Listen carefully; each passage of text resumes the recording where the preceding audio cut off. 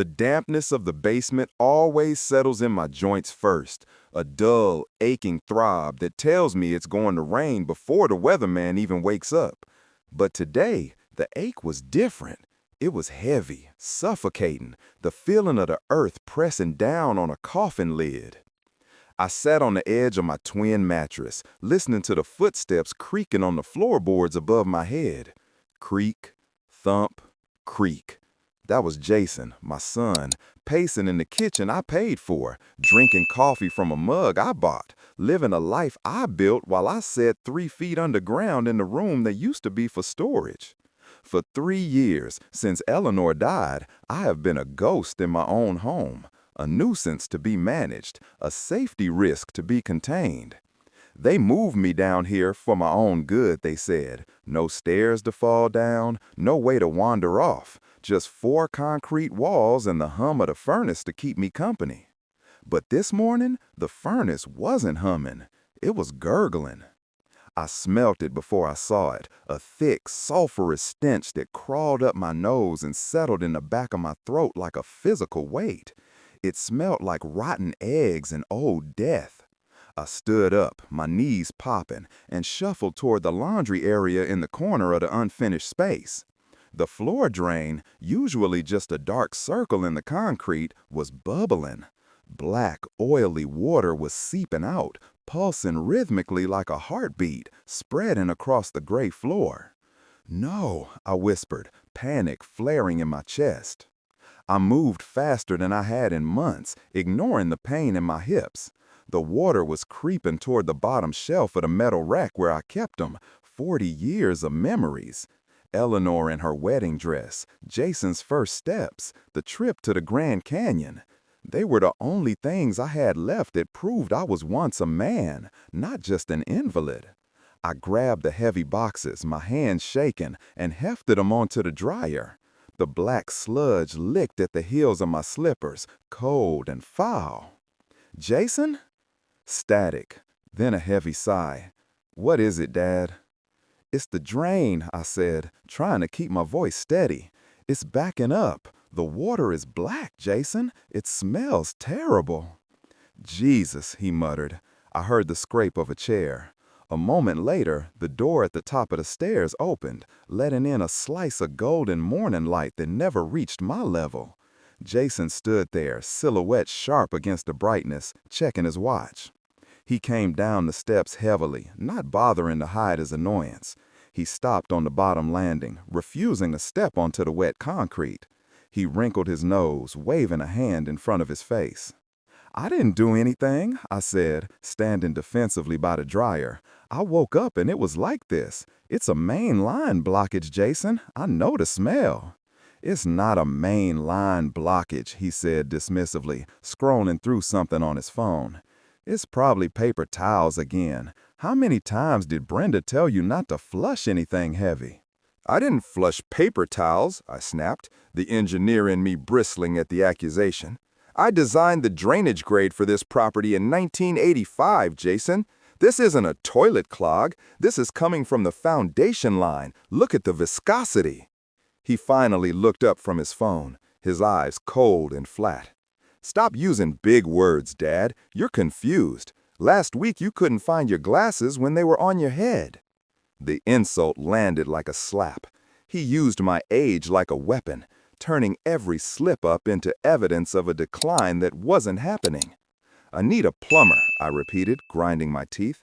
"Call Roto-Rooter." "I am not paying emergency rates for a plumber because you flushed a Kleenex," Jason said, turning back to the stairs. "I'll pour some Drano down it when I get home. Just put some towels down and stay out of the wet. I don't want you slipping and breaking a hip." "Jason, the water is rising," I pleaded, gesturing to the black pool expanding toward my bed. "Stop overreacting," he called over his shoulder, already halfway up the stairs.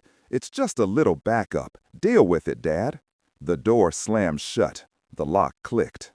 I stood there in the silence, the smell of sewage filling my lungs. Deal with it. Be an adult. I looked at my hands, spotted with age but still strong. I looked at the pipes running along the ceiling joists, pipes I had soldered myself. He thought I was helpless. He thought I was a senile old fool who would sit on his mattress and inhale methane until he came home to play savior. He was wrong. I waded through the muck to the old rotary phone on the wall, the one they forgot to disconnect. I didn't call the cheap handyman Jason used, the one who patched holes with duct tape. I dialed a number I hadn't called in 5 years, but my fingers remembered the pattern. It rang 4 times. "Yeah, this is Frank," a gruff voice answered.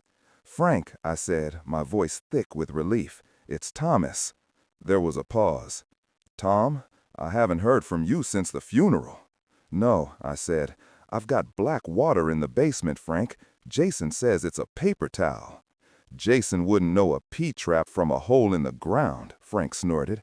"I'm on a job in Glenview, but for you?"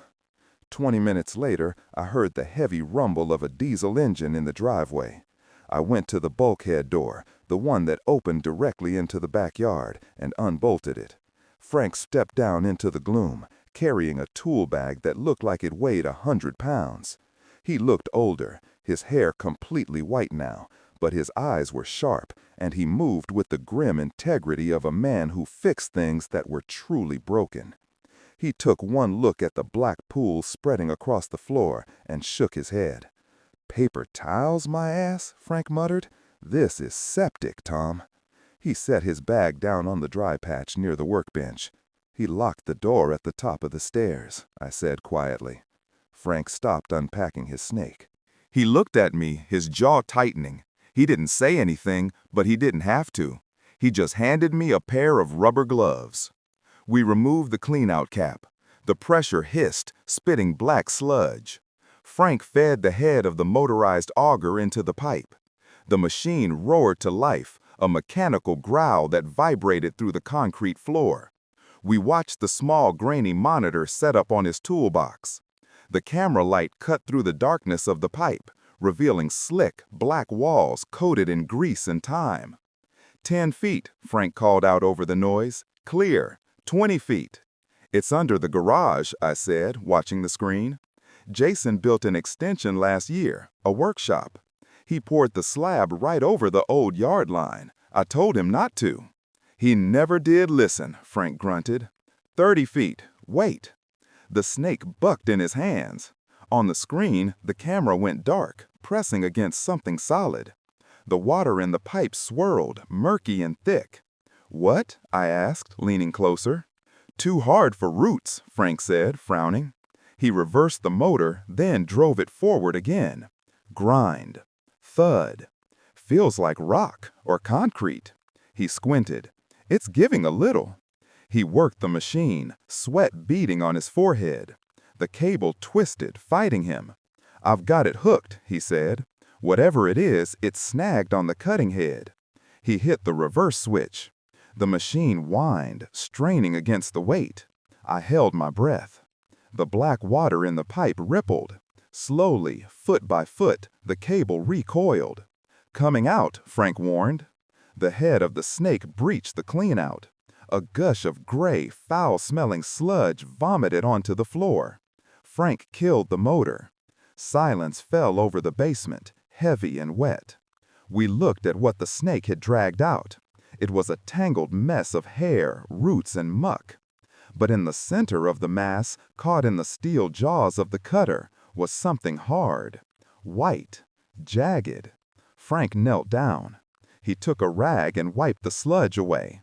He went still. He didn't look at me. He stared at the object in his hand. "Tom," he said, his voice strange.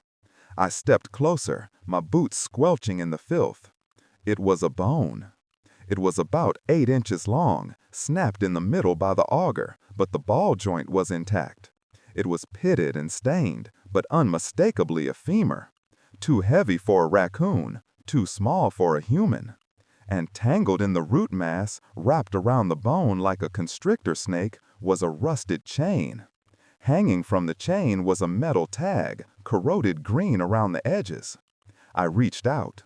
My hand was shaking so badly I could barely touch it.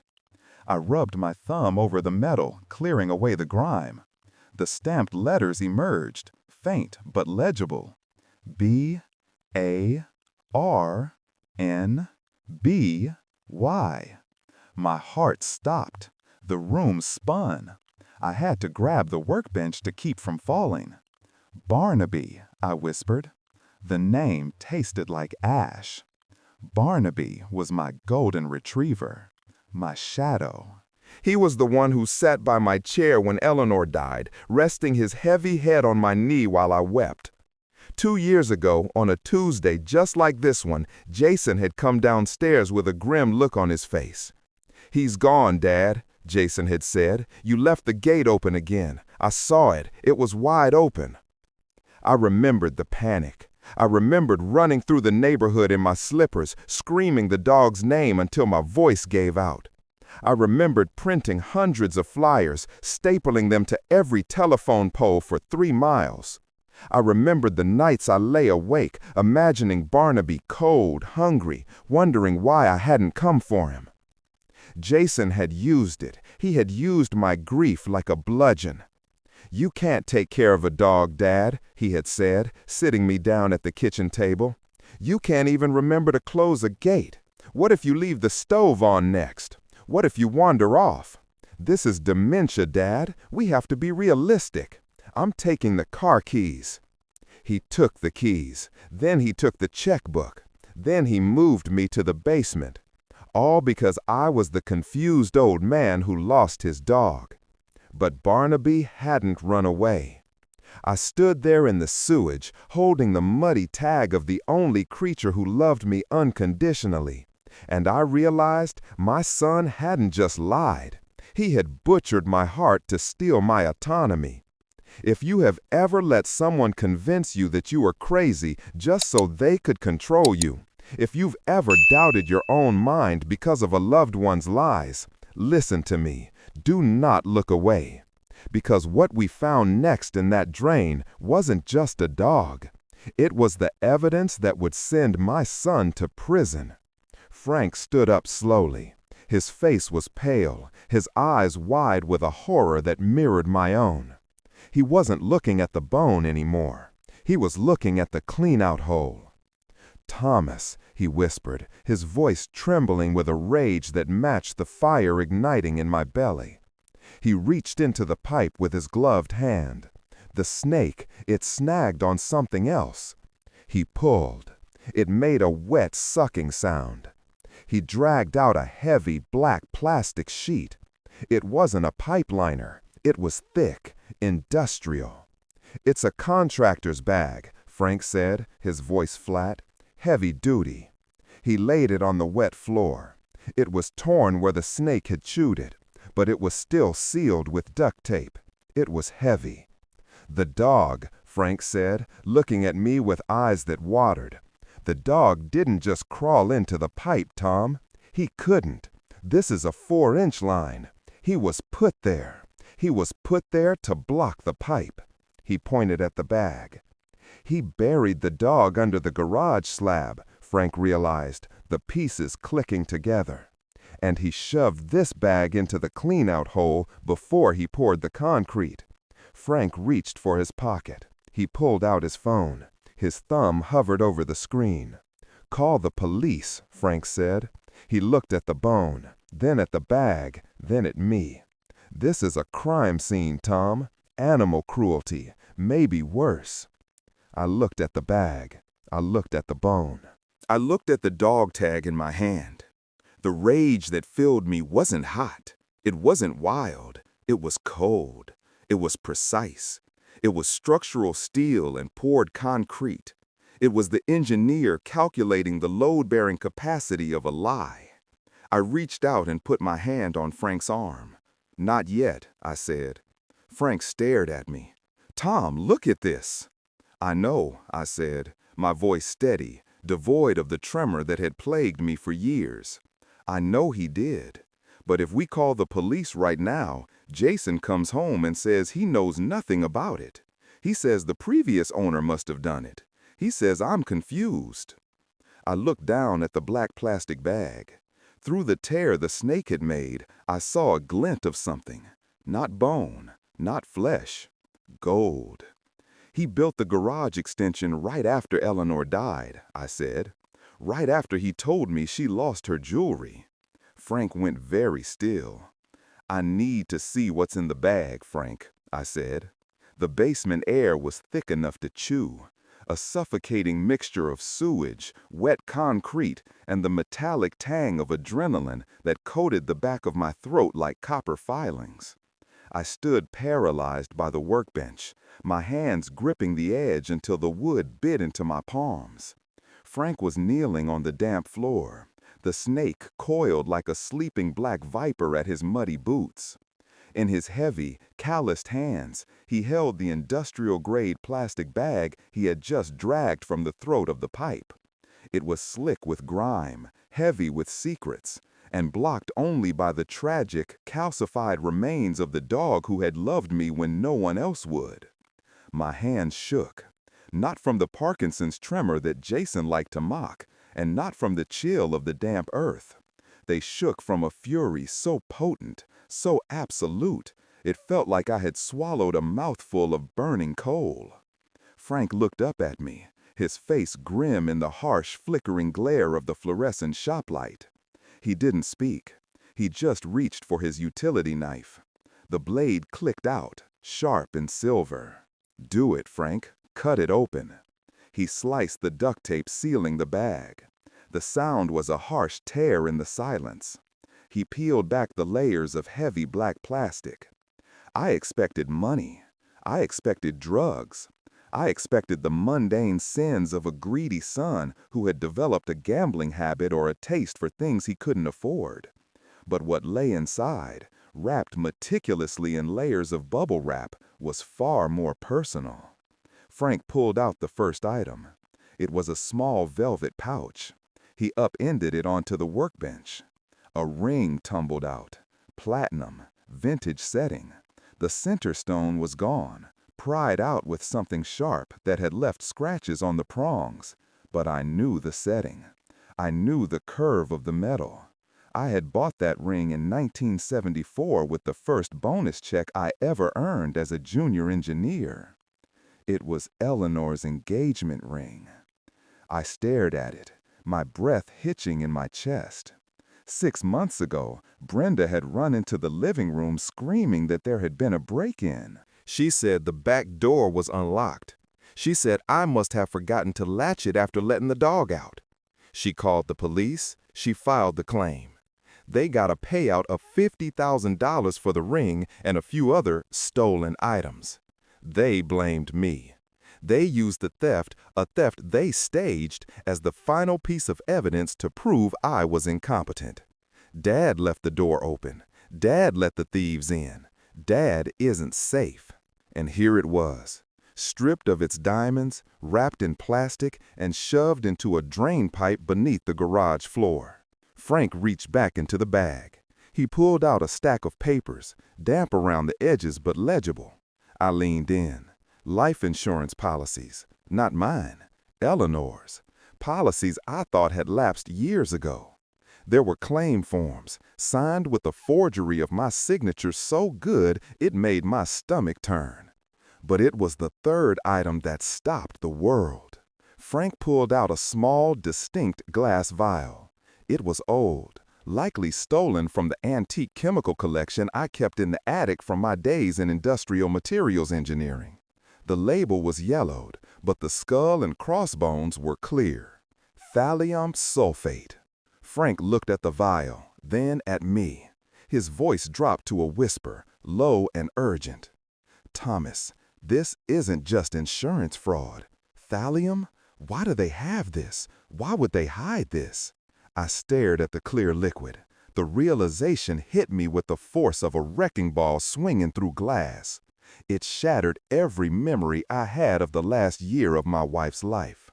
Eleanor didn't just die. She didn't just fade away from natural causes as the doctors had assumed. Her decline had been rapid, brutal, and confusing. I remembered the hair loss. I remembered the excruciating stomach pain she cried about in the middle of the night. I remembered the confusion, the numbness in her fingers and toes.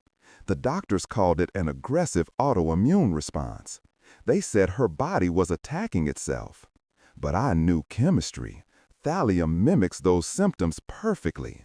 It is the poisoner's poison, odorless, tasteless, slow. My knees gave out. I slumped against the workbench, gasping for air that suddenly felt too thin to sustain me.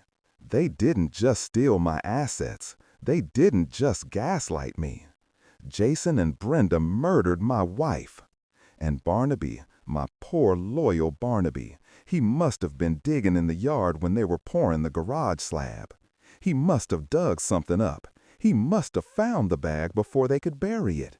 He was a retriever. He retrieved. And for that sin, for the crime of bringing his master the evidence of a murder, they killed him and shoved him into the pipe to hide their secrets forever. Frank stood up.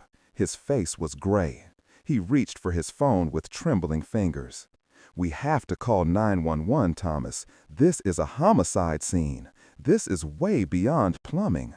I reached out and clamped my hand over his wrist. My grip was iron. No. Frank stared at me. "Thomas, they killed her." "Not yet," I commanded. My voice found a strength I hadn't felt in 3 years. It wasn't the voice of the confused old man living in the basement. It was the voice of the man who built bridges that could withstand hurricanes. If the police are here when Jason comes home, he'll lawyer up. He'll say I planted it. He spent 3 years building a paper trail that I'm senile, Frank. He has medical reports, police reports from the robbery, and neighbors who think I'm crazy. He'll say I killed the dog in a fit of dementia and hid the ring. He'll say the poison was mine, which it was originally. He'll win. Frank hesitated. The phone screen hovered, glowing in the dim light. "So what do we do?" he asked, wiping his greasy hands on a rag. "We can't just leave this here." "We finished the plumbing job," I said coldly.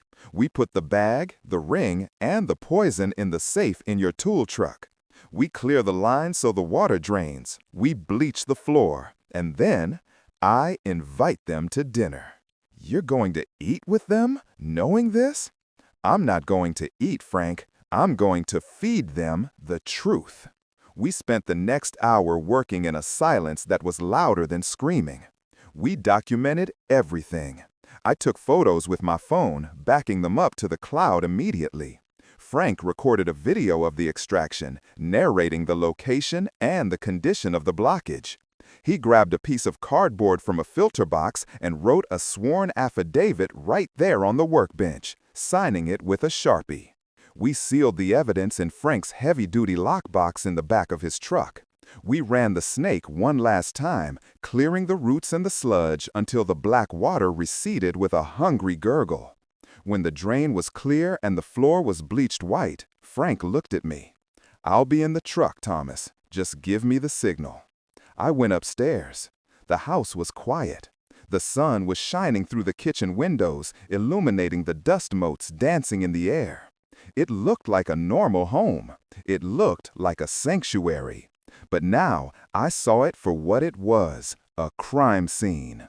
I went to the bathroom. I showered, scrubbing my skin with a loofah until it was raw, trying to wash away the smell of the basement, the smell of the dead dog, the smell of betrayal. I went to my closet. I pushed past the sweatpants and the cardigans Jason insisted I wear. I reached to the back and pulled out my suit. Navy blue wool, single-breasted.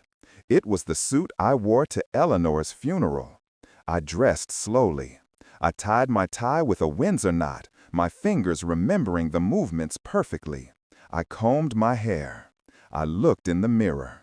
The eyes staring back weren't the eyes of a victim. They were the eyes of a judge. I walked to the dining room.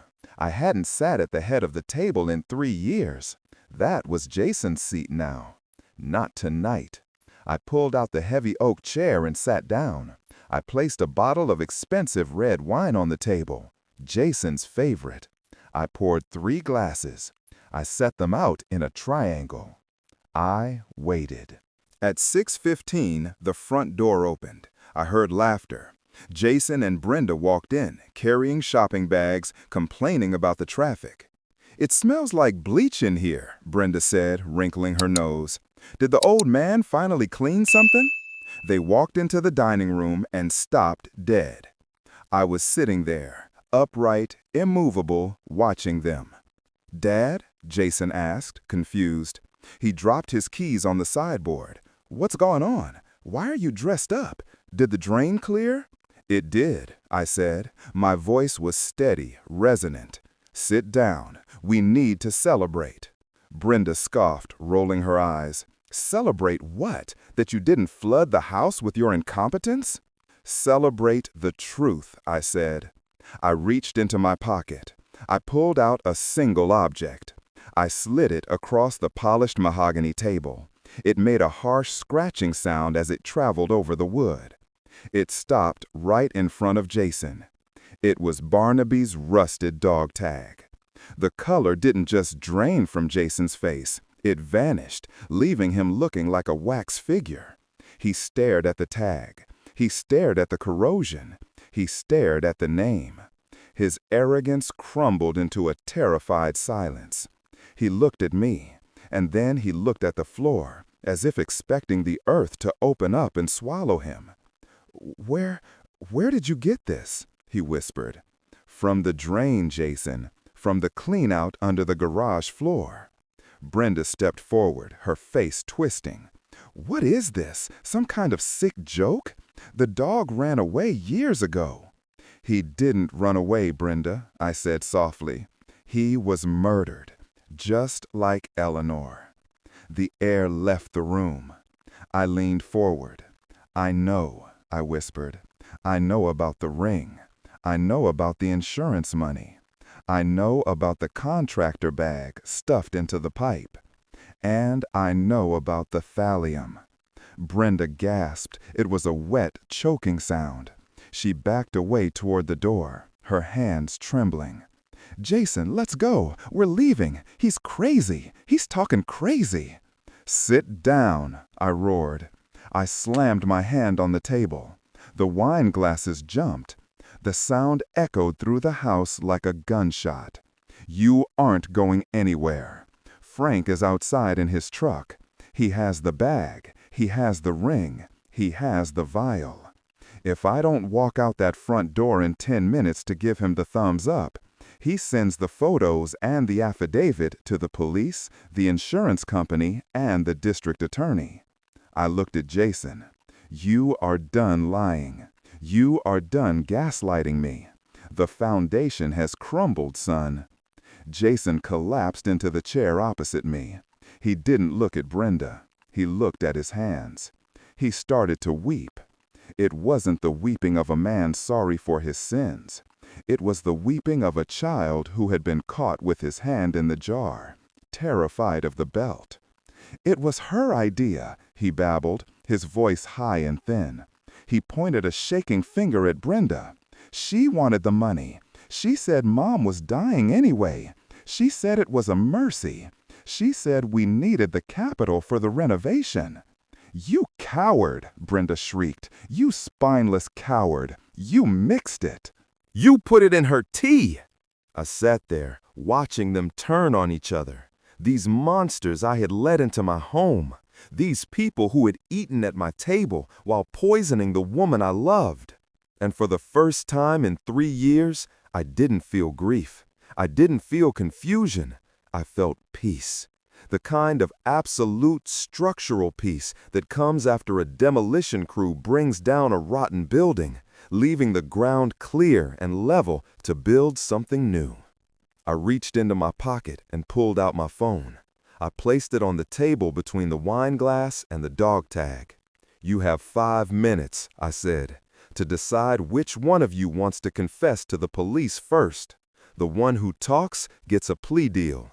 The other one gets life." I tapped the screen. 3 numbers. 911. My finger hovered over the call button. Start talking.